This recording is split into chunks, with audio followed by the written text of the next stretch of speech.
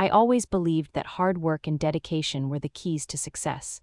Growing up in a family of entrepreneurs, I learned the value of perseverance and ethical business practices.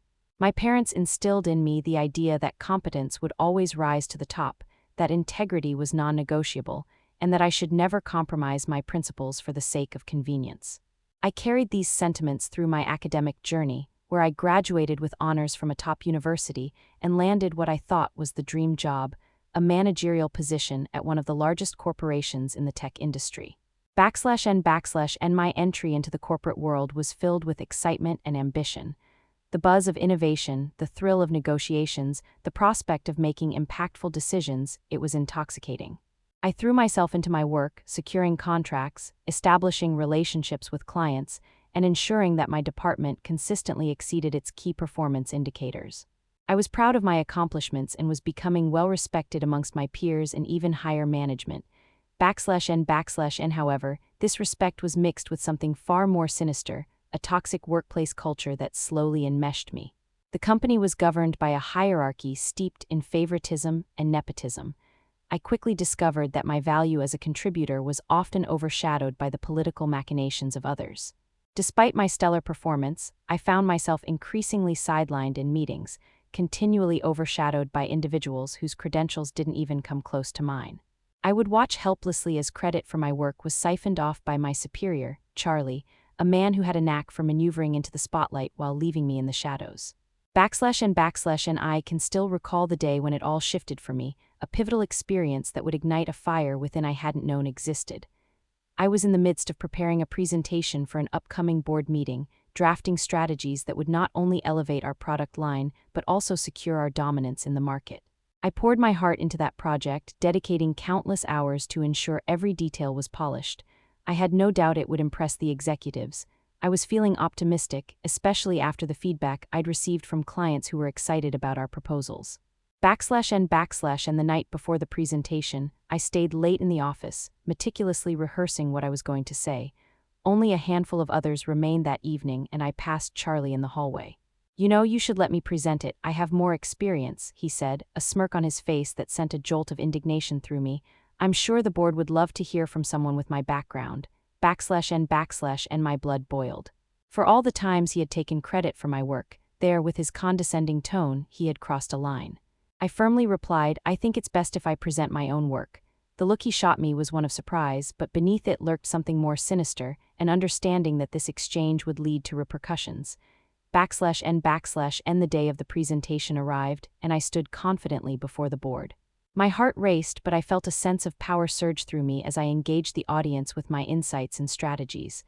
I was met with nods of approval, applause, even a rarity in corporate environments.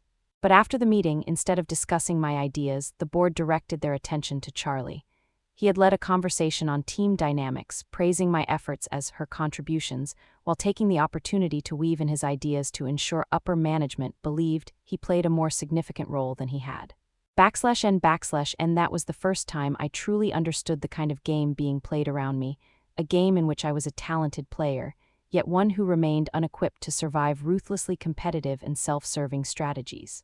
I felt something shift inside of me. It was a loss of innocence about how the corporate world functioned, a realization that it was more a minefield of manipulation than a straightforward channel for excellence. After that meeting, my enthusiasm dwindled, but a determination arose from the ashes of my frustration. I began to observe, to collect data. It became apparent that too many of my colleagues were involved in backdoor negotiations, working hard behind the scenes to establish their positions while undermining one another at the same time. I noticed how they would dismiss new ideas yet support initiatives that offered them cosign benefits, paving the way for a system that permitted only a select few to shine. Weeks passed and the atmosphere grew more toxic. The senior vice president was embroiled in a dubious scandal, allegations of unethical business practices swirling like gossip. Most of my peers whispered, pointing fingers and eagerly watching as the drama unfolded. But me, I was just a spectator who knew that my hard-earned reputation could be at risk if I misstepped. I realized there was an opportunity here to observe who thrived in chaos and who faltered. One afternoon, I was called into HR for what I assumed was regarding standard performance feedback. However, it turned out to be a conversation coated in veils of subtext and insinuations. The HR manager looked nervous, a mix of genuine concern and subtle manipulation underscoring the dialogue. "You're doing a great job, but I wanted to talk about your standing among the other team leads. It seems there are some feelings that you may inadvertently overshadow the contributions of others." His words felt like barbs, inflected with just enough truth to catch me off guard. That meeting, I couldn't shake the feeling of being targeted. I knew that recognition in this environment wasn't merely about performance. It was about alliances, playing nice, and conforming to unwritten rules of engagement.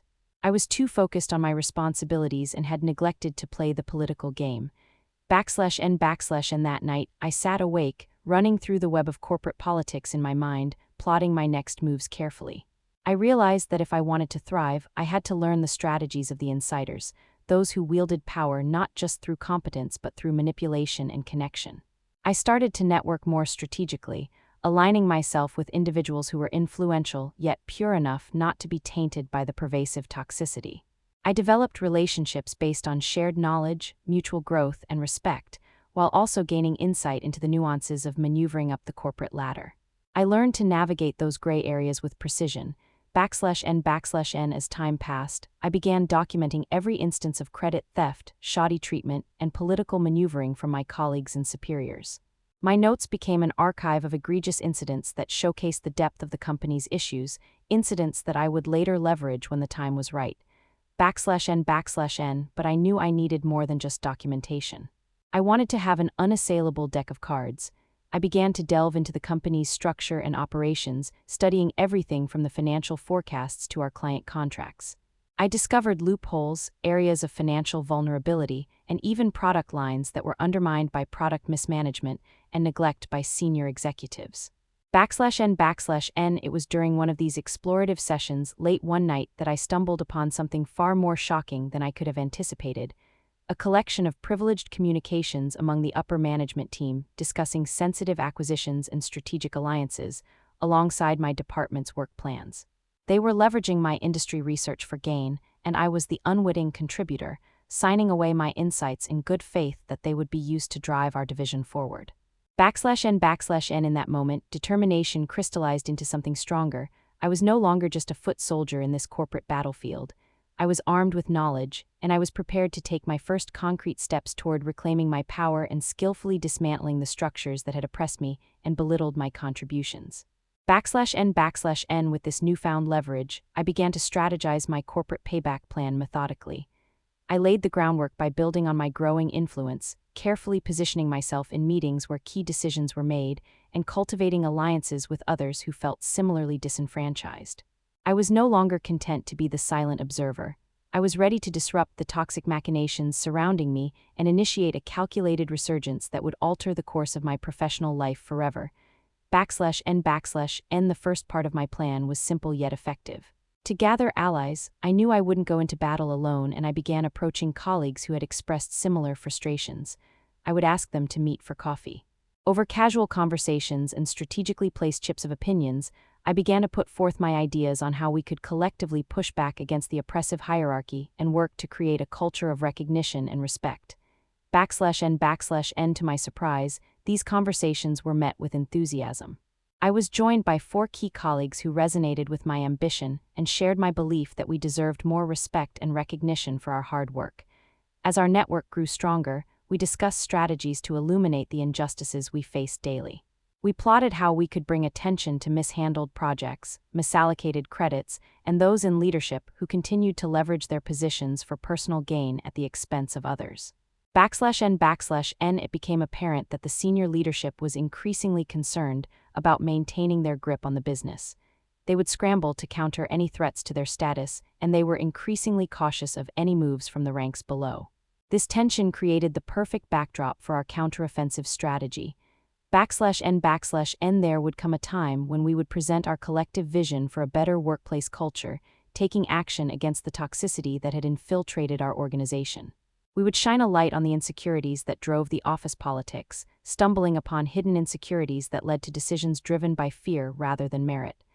/n/n And as I continued to prepare, I made sure to keep a low profile while seeding the shifts I wanted to see bloom within the organization. Quietly gathering data and insights over time, I meticulously kept track of everything I observed, patterns of behavior, the weak spots in management decisions, and strategic moves that spoke of desperation.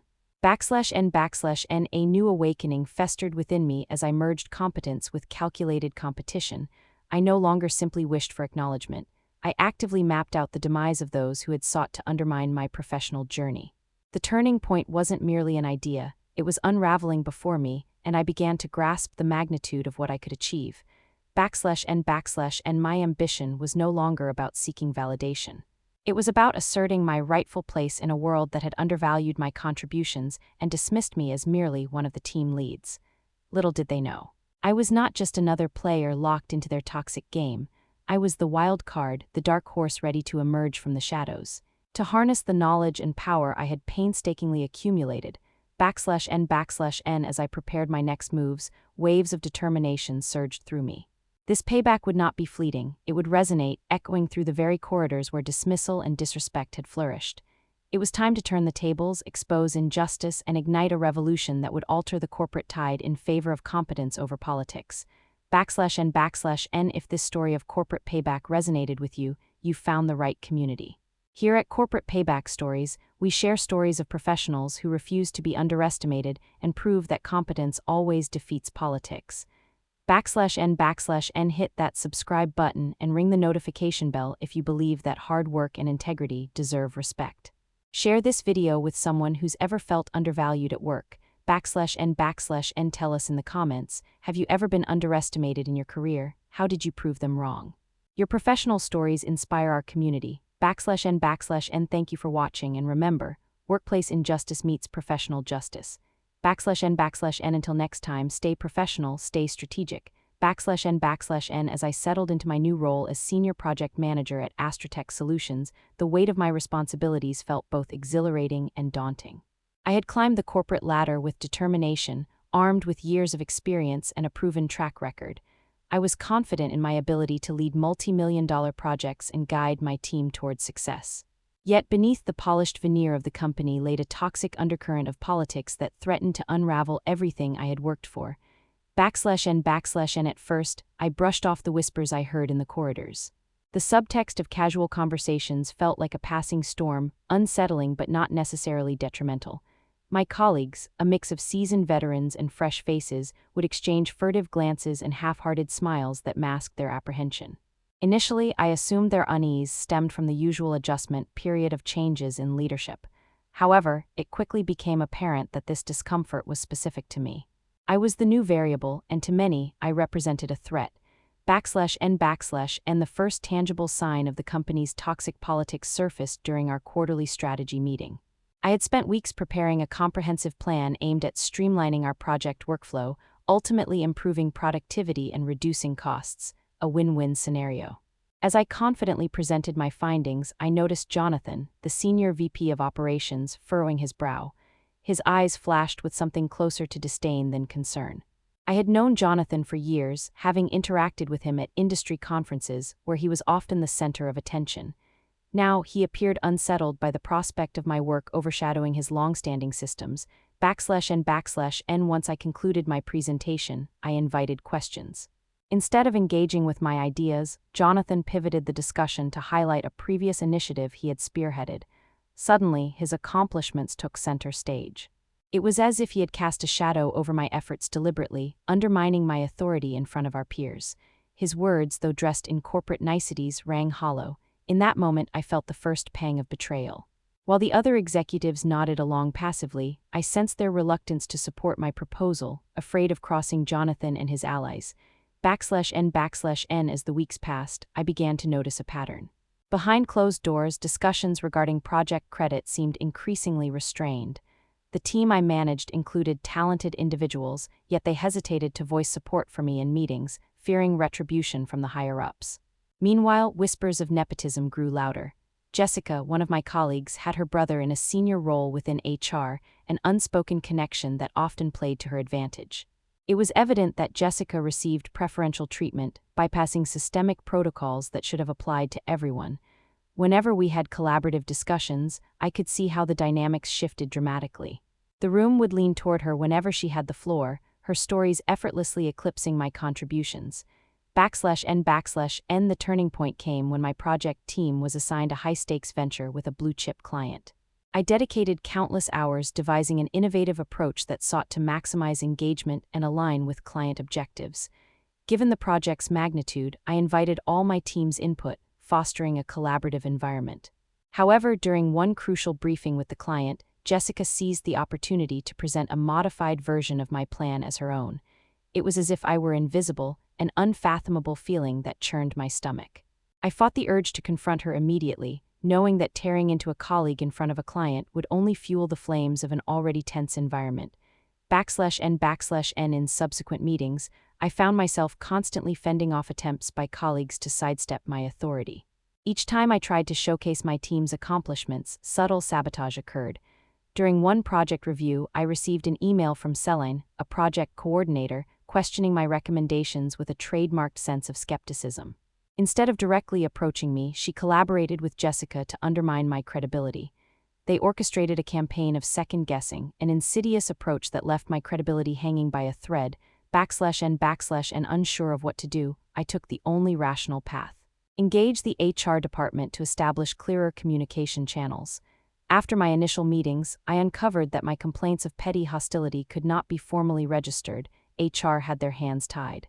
It appeared their vested interests aligned closely with the executive suite, and they had no appetite for stirring the pot. My loudest concerns became mere echoes in the sterile conference space.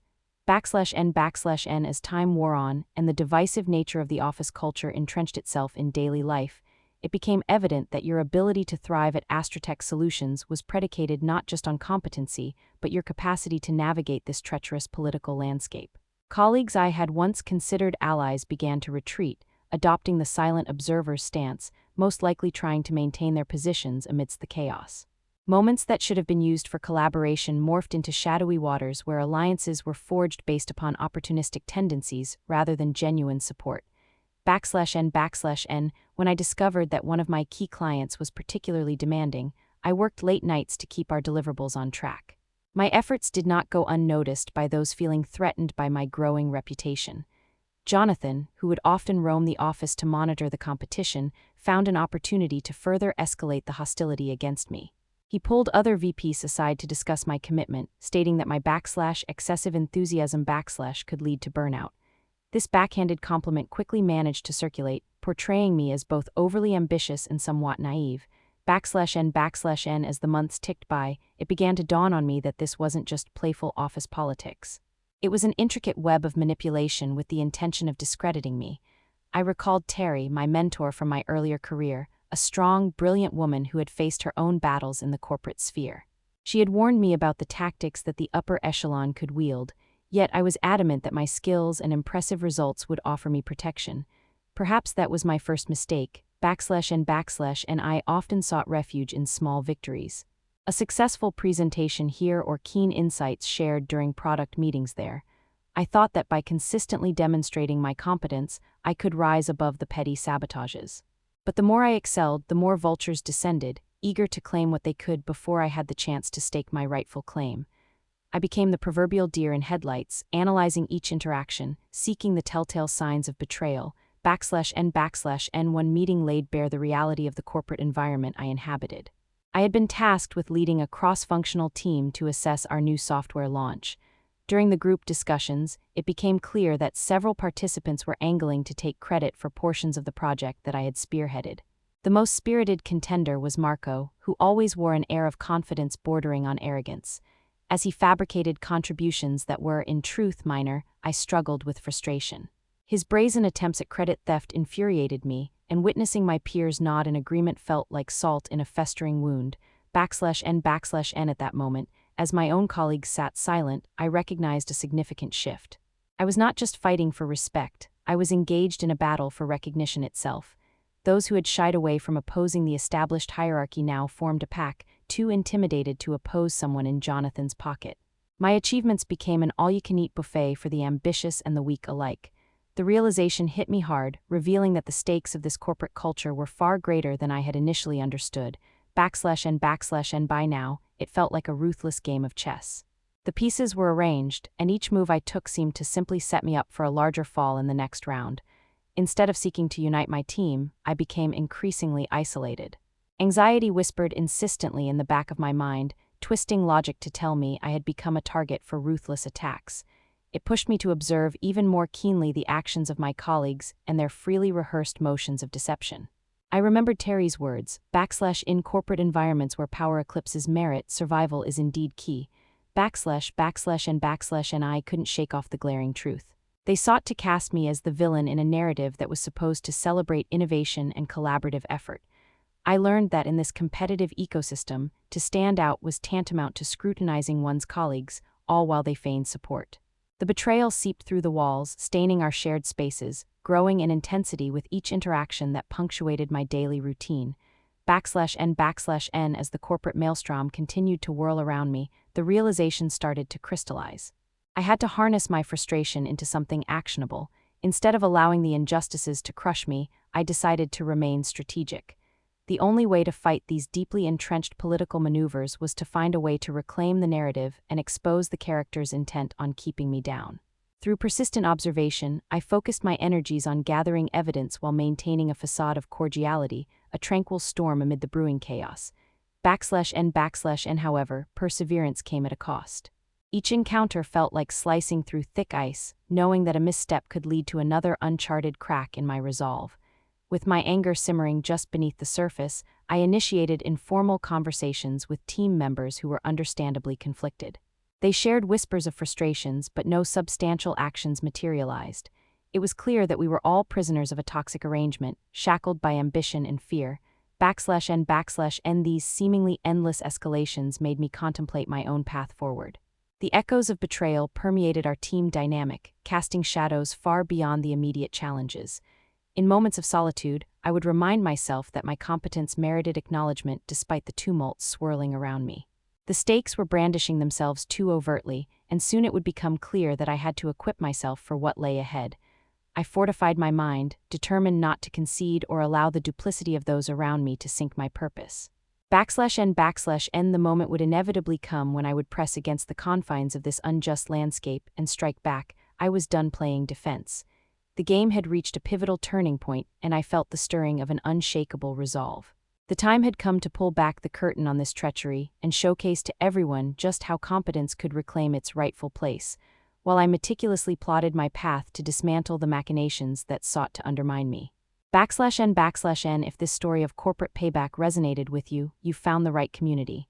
Here at Corporate Payback Stories, we share stories of professionals who refuse to be underestimated and prove that competence always defeats politics. /N, hit that subscribe button and ring the notification bell if you believe that hard work and integrity deserve respect.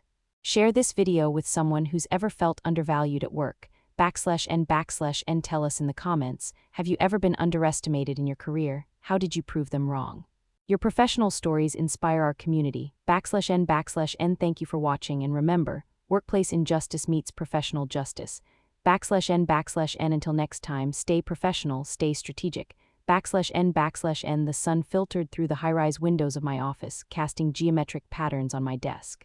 I glanced at the skyline, familiar yet uninviting, a constant reminder of my tumultuous journey through this corporate jungle. As I sipped my coffee, I allowed myself to reflect on the myriad injustices that had culminated in the inflection point of my career, a place where hard work was often overshadowed by the politics of favoritism. This time it felt different. I had spent years climbing the rungs of this corporate ladder, investing my skills and passion into projects that shaped the company. Now the stakes were higher than ever. /N, to anyone observing from the outside, I would appear the quintessential executive, a high-performing manager with accolades and promotions under my belt. Yet what they didn't see were the late evenings spent unraveling intricate projects, or the countless instances of credit being siphoned away by a company that thrived on nepotistic ties. With all the accolades I had received, the truth was I had played by the rules, believing the conventional wisdom that merit would prevail. But at that moment I realized that it wasn't just about playing the game, it was about reshaping the rules on my own terms. /N, through these years of navigating my landscape, I had cultivated relationships that transcended mere professionalism. My clients trusted me, not just because I was competent, but because I invested in them personally. I cared about their needs, their projects, their ambitions. These relationships weren't just numbers or sales. They were alliances anchored in mutual respect and trust. My instincts told me that they would be invaluable assets as I engineered a plan for payback. They would be the muscle behind my strategy, the lifeblood that would flow through the veins of what I was about to set in motion. /n/n, but trust was only one facet of my hidden power. Sitting right in front of me was the intellectual property I had developed over the years, patents and innovations that I had nurtured from conception to execution, many of them brushed aside in the corporate haze of greed and ambition. I had coin-sized advantages over my competition, small nuggets of strategic leverage that I had conveniently kept under wraps, believing in the long game. But loyalty and patents were just pieces of the puzzle. There were contracts too, navigable but rarely scrutinized by executives who had their eyes set on the next big deal without recognizing the web of agreements that held our procedures together. /n/n, every negotiation, every circumstance, every conflict had been meticulously documented. Little do the higher-ups realize that even their missteps could be woven into a tapestry where I sat at the helm. This wasn't just leverage, it was a chance to reclaim what had been unjustly stripped away. I could turn the tables, using the very tools they overlooked as instruments of my revenge. Each patent, each loyal client, each dotted line of these contracts became the building blocks of my master strategy. /n/n, and that's when I began to draft my playbook, ensuring that each step was executed with precision. I carved out time from my schedule, a luxury that those in power often take for granted. While they reveled in their supremacy, I was buried in the minutiae, poring over documents and analytics, preparing for a battle that they had already underestimated. /n, gathering evidence was paramount. I ran quantitative analyses that displayed the metrics I had accomplished over the years alongside my coworkers' inflated accolades. I meticulously tracked instances where I had been denied recognition for work that was exclusively mine.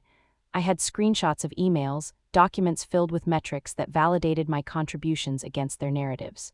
Each discovery only fueled my resolve, turning what was once resentment into empowerment. I began collecting testimonies from past clients, framing them as letters of loyalty that would, when the time was ripe, become a powerful arsenal against those who had sought to undermine my ascendancy. /n, as the days turned into weeks, I constructed my web with surgical precision. I reached out discreetly to clients and trusted colleagues, voicing my plans of collaboration and innovation. Each response reaffirmed their belief in my skills, their faith in my leadership, a serendipitous confirmation that I wasn't fighting this battle in isolation. A handful of allies emerged from within the company as well, executives who had once suffered the consequences of similar injustices. They had connections and insights I could only dream of. What would their vote of confidence mean in a room filled with sycophants? An alliance built on shared hardships was more potent than any weapon. It would allow me to draw a clear line between meritocracy and nepotism, competence and complacency. /n simultaneously, I began to review the contracts I had previously drafted and negotiated. Each line contained the potential for reclaiming my position. I cross-referred obligations and deliverables, searching for gaps in our agreements that could be leveraged. This wasn't purely revenge. It was about regaining control, organizing a coup within my own territory.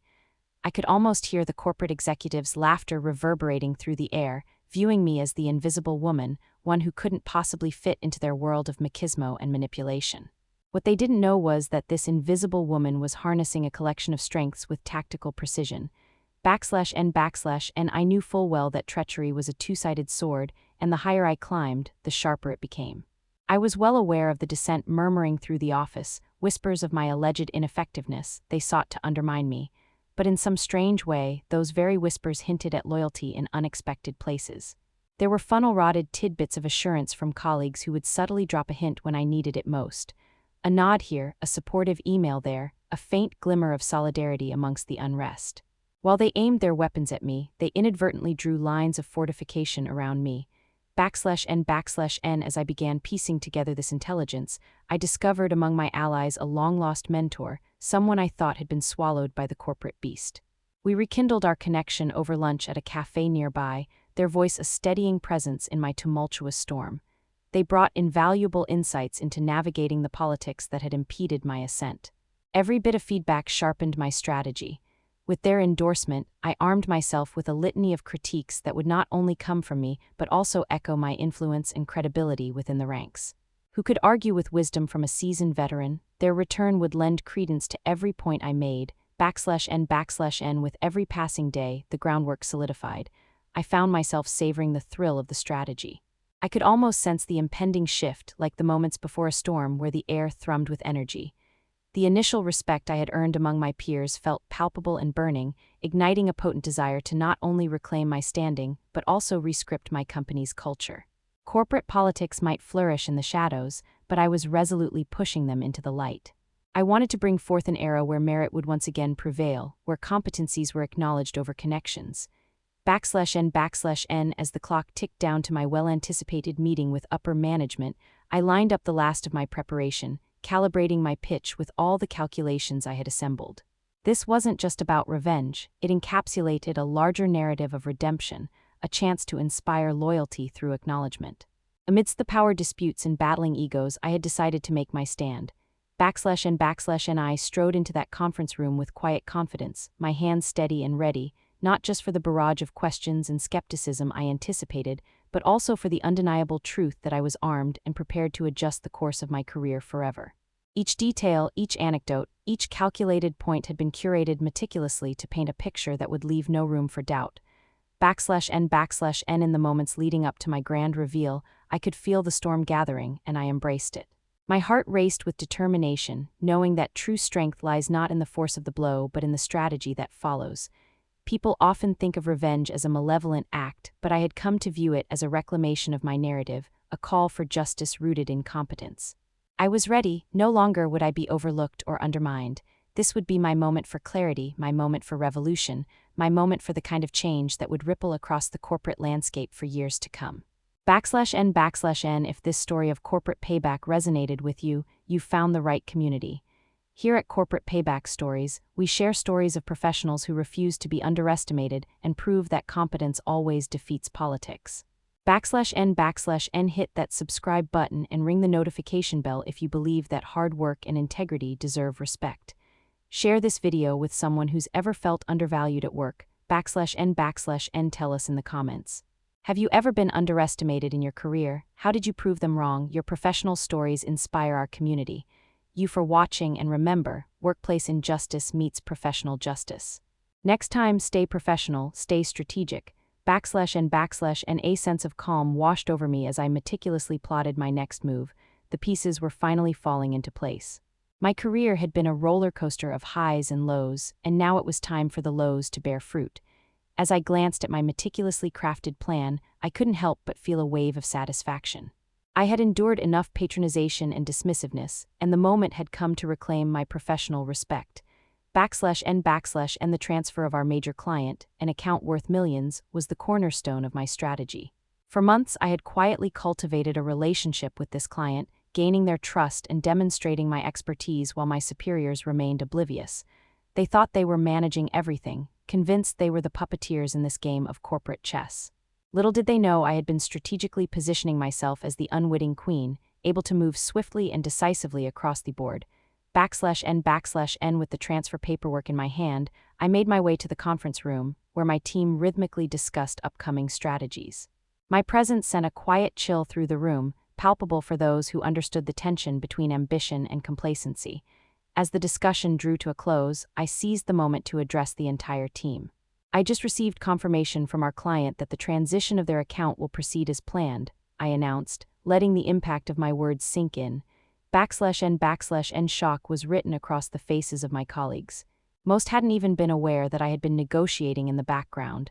I could see the gears turning in their heads as doubt and respect warred for dominance. With their perceptions shifted, they felt the unsteady ground beneath them. And yet it was my superiors, the very individuals who had ignored my potential for so long, who looked particularly pale. Their expressions exposed their realization that their grasp on power was beginning to slip, and it was all too deliciously gratifying. /n. Ensured that the news traveled throughout the organization like wildfire. The implications of losing a significant client were seismic, and I knew the cascading effects would infiltrate not just our department, but the entire hierarchy. I positioned myself as the golden child, the one who had salvaged the client and salvaged the company's reputation in the process. The same executives who had once overlooked my contributions were now scrambling to reassess their positions. /n. The day after the transfer was finalized marked a decisive turn. I was inundated with congratulatory emails and calls from colleagues who suddenly recognized the true depth of my capabilities. While they praised me, I adeptly turned the ripple effects of my actions into a wave of further momentum. I made a point of consulting with senior management on upcoming projects and voicing innovative ideas during team meetings.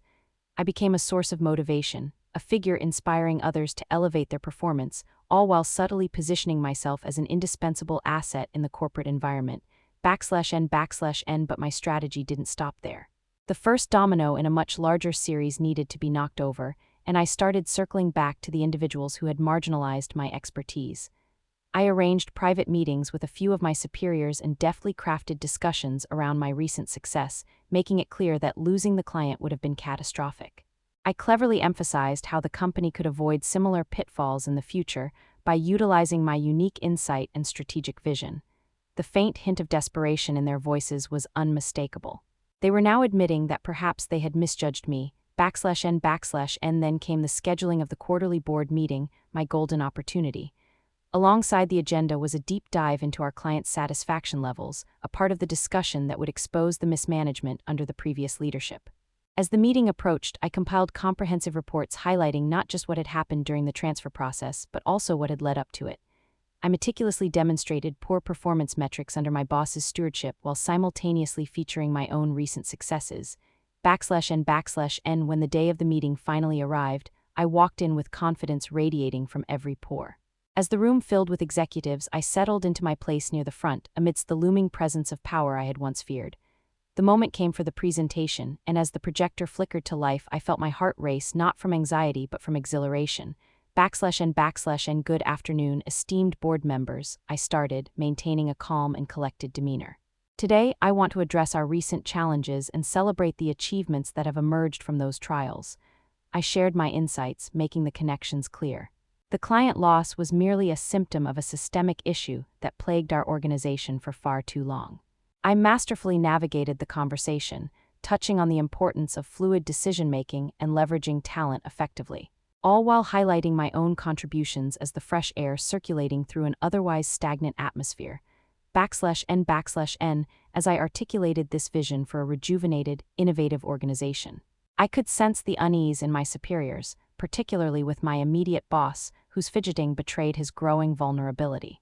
When I concluded my presentation with a compelling call to action, I could feel the shift in energy in the room. The executives began exchanging looks, their silence a critical indicator that my words were resonating. /n/n, by the time the meeting adjourned, the power dynamics had shifted significantly. My boss was noticeably absent from the post-meeting discussions, while I found myself enveloped by an array of executives looking to forge new alliances and academic collaborations. The very people who had once overlooked my contributions were now seeking counsel from me. I reveled in their desperation, looking at them not with resentment but with an invigorating sense of triumph. /n/n, a few weeks later, I received the call that would seal the fate of my former superiors. Just days before the next board meeting, rumors of restructuring within the department began to circulate.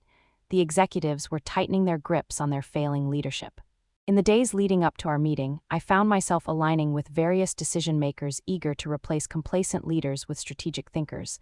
Leaders like me. /n/n, the fateful meeting arrived, and it was laden with tension. As we settled in for the discussions, I noted my boss's apprehension. He was on the verge of unraveling. The board members were poised to address the credibility of the management team that had allowed our significant accounts to slip away. All of our previous conversations, the negotiations, and strategic shifts began to bear fruit as I laid out the well-researched plans that would reshape our department. /n/n, then, the moment came when the board began questioning my boss directly.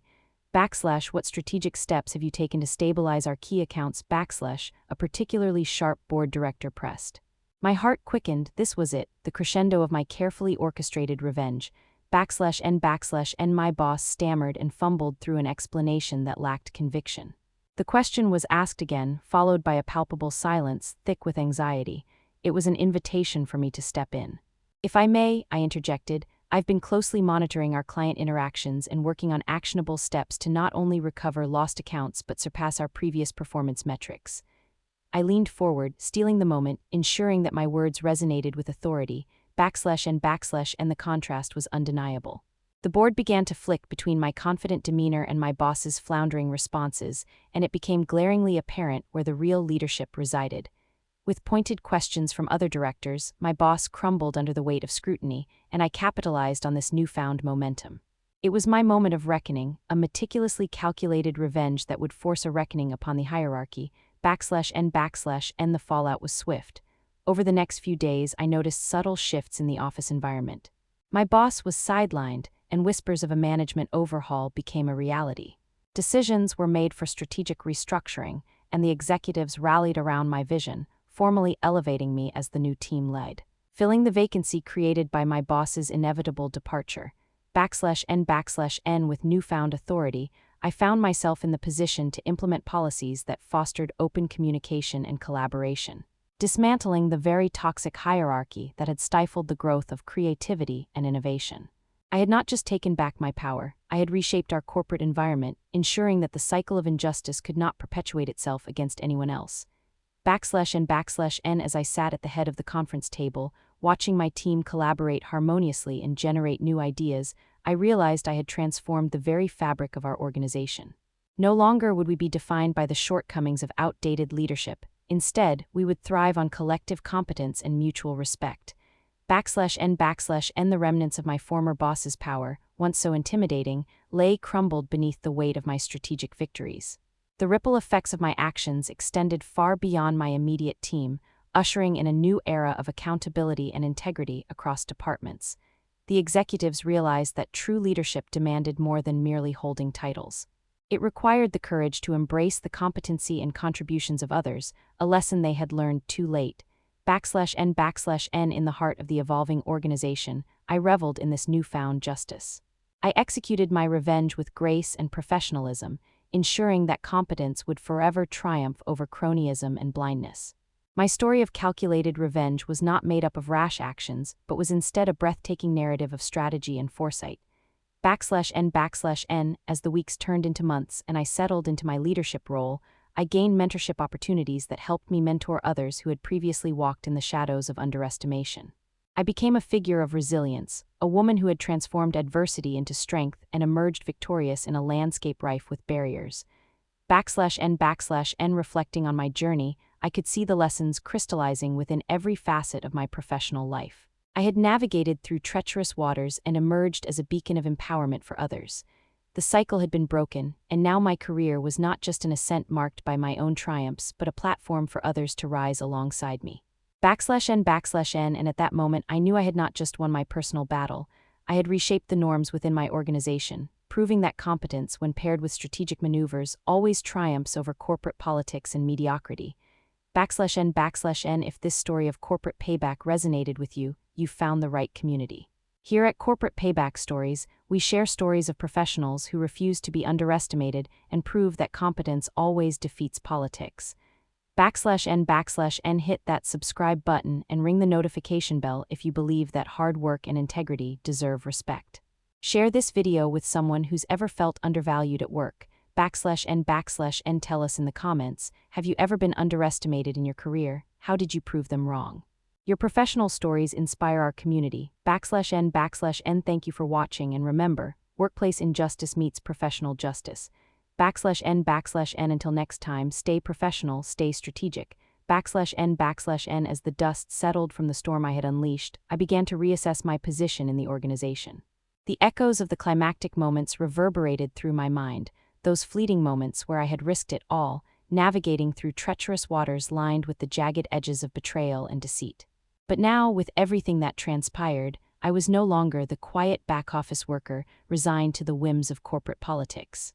I had become the architect of change, and in doing so, I had reclaimed my rightful place not just in the company, but in my own life. /n/n The weeks following the public unraveling of the corruption that had gripped the upper echelons of the company were crucial not only for my professional journey, but for my personal growth as well. I witnessed firsthand how swiftly those who had once wielded power fell from grace like antiquated relics of a shadowy past. I had spent years overlooked, my hard work consistently overshadowed by the manipulative tactics of those who believed their connections could outshine merit. But now, accountability was surging through the corridors of power in ways I had only dreamed of. /n with the boardroom purged of my former adversaries, I realized that I could not merely take up space in this new environment.